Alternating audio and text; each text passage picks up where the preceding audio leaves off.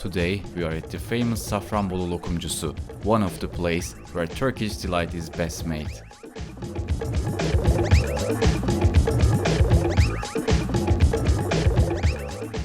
The name lokum is derived from the Arabic word rahatul hulkum. This word means relief throat.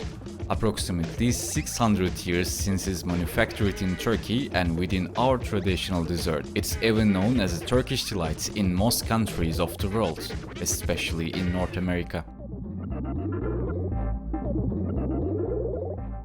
The Turkish delight is called rahat in Bosnia and Romania, delicia turca in Brazil, and lokumi in Greece. The origin of the jelly, which is frequently used in Western cuisines, is based on Turkish delight. It's served with Turkish coffee in almost all Balkan countries. Lokumun izini sürmeye devam ediyoruz. Daha ayrıntılı bilgileri öğrenmeye devam etmek için meşhur Safranbolu Lokumcusuna geldik ve yanımızda işletme sahibi Erman Bey var. Kendisinden çok detaylı bilgileri alacağımızı umut ediyoruz. Erman Bey, teşekkür ederiz öncelikle kabul ettiğiniz için. Nasılsınız? İyi, çok şükür. Siz de iyisiniz. Biz de iyiyiz. Öncelikle sizin lokumla olan yolculuğunuzla başlayalım. Burayı nasıl kurdunuz? Nasıl bir tarihi var buranın? Babam ortağı Kastamonlu, Safranbolu tarafından. Beraber başladılar bu mesleğe. Geçmiş işte dediğim gibi 45 sene öncesine dayanıyor. Ondan sonra lokumun tarihçesi gene Safranbolu'ya dayanıyor. Yani Osmanlı dönemine dayanıyor. O zamanlar ustalar bu işi yapıyorlarmış Safranbolu'da. Sonradan İstanbul'a gelmişler, İstanbul'a taşımışlar. O zamanki ismi Rahatül Hülküm denmiş. Boğaz rahatlanan anlamına geliyor. Boğazı mı rahat? Evet, boğazı rahatlatıyormuş. O zamanki ismi öyleymiş Osmanlı döneminde. Hatta İngilizler bunu öğrenmek için çok uğraşmışlar da yapamamışlar, becerememişler. Yani hatta jelibon tarzı bir şeyler olmuş. Ama lokum yapamamış. Yani lokum bize ait bir tatlı. Çok eski bir tatlı. Peki lokumun sonradan bir marka haline gelip Turkish Delight olarak geçip tüm dünyaya yayılması nasıl oldu? Zaman içerisinde firmalar çoğalmışlar tabii. Duyulmuş bir şey. Gene İngilizlerin sayesinde olmuş. Yani en çok ihracatımızı da biz İngiltere'ye yapıyoruz bütün Türkiye olarak. Yani onlar taşımışlar dünyaya. Bizim de birçok firma şu anda ihracat yapıyor. O zaman yavaş yavaş lokumun nasıl yapıldığına, daha doğrusu meşhur Safranbolu lokumunun nasıl yapıldığına gelelim. Tabii. Ne söylersiniz bununla ilgili? Yani lokumun maddeleri, içindeki maddeler şeker, su, nişastadan oluşuyor. Limon tozu da ekleniyor dayanmasını sağlayan. Katkı maddesi en az olan tatlı esasında. Yani Evet. diğer böyle katkı maddeleri yok. Şeker zaten doğal şeker, normal şeker. Glikoz tarzı şeyler kullanılmıyor. Kazanlarda pişiriliyor. Bir yandan dönüyor kazanlar, kürekler dönüyor. Tahminen 3,5 saat falan sürüyor bu pişme işlemi. Ondan sonra pişen lokumlar kalıplara dökülüyor. Biz bir gün bekletiyoruz bunları, soğuyor. Ertesi gün kesime geçiyor. Kesiyoruz ve paketleniyor.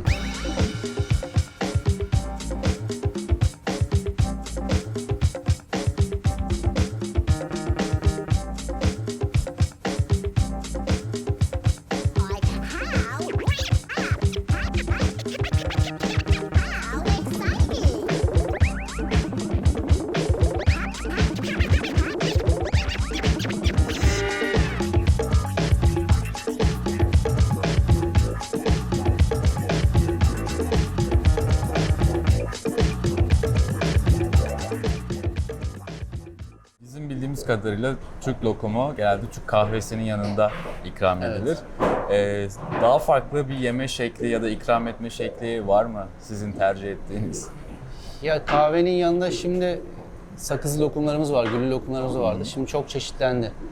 Yani artık bu sakızlı, güllü, fındıklı, fıstıklının dışında değişik fitilli dediğimiz lokumlar var. Parmak lokumlar var. Şimdi sarma lokumlar çıktı, onlar var. Benim en favori lokumum az önce tattım dükkanda. Kaymaklı yaptınız. Evet, o sonradan işte evet. Onlar şahane. günlük yapılan şeyler. Yani dayanıklılığı 3-4 gün. O yüzden özel onu hemen yapıyoruz. Müşteri satıyor evet günlük olarak.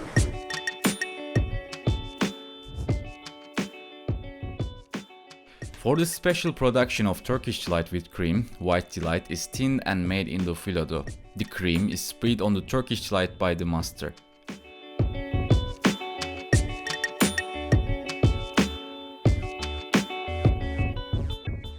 The Turkish delight, which is spread with cream, is rolled up and made into cylinder.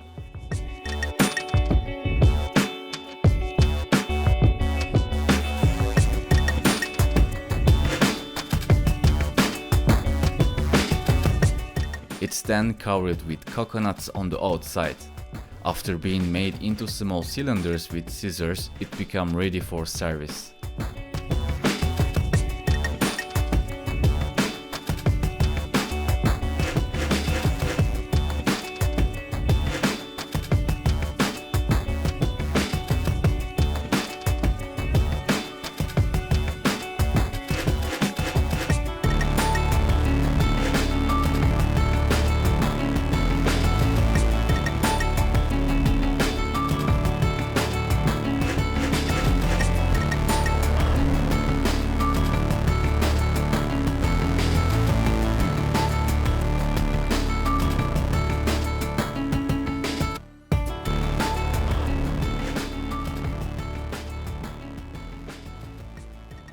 Katkı maddesi çok az. Yani içindeki madde çok az. Şeker, su, nişasta çok basit görünüyor ama çok önemli. Diğerlerinde yani şerbetler veya bir çikolatadaki jelatin gibi şeyler o kadar katkı maddesi yok. Aslında O yüzden sağlıklı da bir ürün. yani içine damla sakızı atıyoruz mesela. Gerçek damla sakızı. Yani birçok ürün doğal ürün.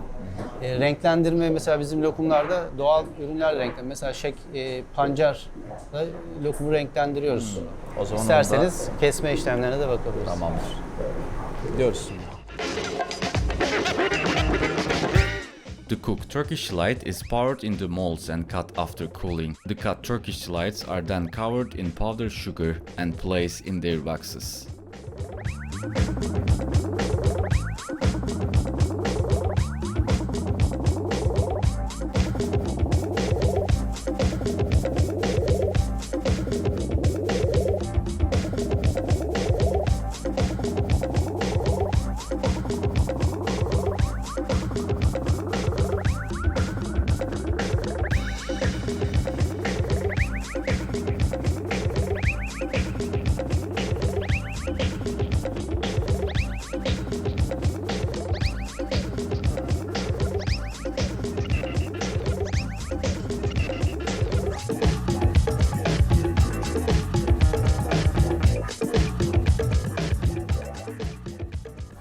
Şimdi geldik videomuzun en güzel anına. Az önce yaptığımız lokumu, daha doğrusu sizin yaptığınız lokumu ben tadacağım. Şöyle çok güzel bir kutuda taze taze lokumu deneyeceğiz. Evet, Şimdi lokum, çifte kavrulmuş lokum yapmıştık, pişti, soğudu, kesildi. Şimdi yemeğe hazır. tamamdır. O zaman bakalım. Şöyle kameraya göstermek gerekirse. Üzerinde pudra şekeri var ve içinde de Antep fıstığı var. O yüzden heyecanlandım tatmak için. Şöyle kenardan alayım. Böyle kameraya da gösterelim. Tadıyorum. Tabii, buyurun.